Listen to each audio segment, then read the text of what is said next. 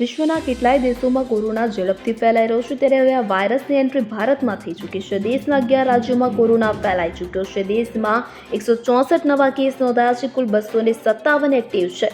ત્યારે હવે ગુજરાતથી પણ ચિંતાના સમાચાર આવ્યા છે। ગુજરાતમાં કોરોનાના 7 કેસ નોંધાયા છે કે જે તમામ અમદાવાદમાંથી સામે આવ્યા છે। તમામ દર્દીઓ હોમ આઇસોલેશનમાં રખાયા છે। તેમના સંપર્કમાં આવેલા વ્યક્તિઓનો સંપર્ક કરીને તેમના પણ આરોગ્યની ચકાસણી કરવાની કાર્યવાહી હાથ ધરવામાં આવી છે। અમદાવાદ મ્યુનિસિપલ કોર્પોરેશન દ્વારા કોરોના વાયરસ અંતર્ગત 20 મે શહેરના જુદા જુદા વિસ્તારોમાં કોરોનાના કુલ 7 કેસ નોંધાયા છે, જેમાં વટવા, નારોલ, દાણી લીમડા, બહેરામપુરા, ગોતા, નારણપુરા અને બોપલનો સમાવેશ થાય છે। આ તમામ વિસ્તારોમાં એક કેસ નોંધાયા છે, જેમાં 5 દર્દી 30 વર્ષથી નીચેની ઉંમરના છે। 2 વર્ષની બાળકીથી લઈને 72 વર્ષીય વૃદ્ધા કોરોના પોઝિટિવ આવ્યા છે। Bureau report CN24 news. હવે જુઓ દેશ દુનિયાની તમામ ખબરો તમારી આંગળીના ટેરવે।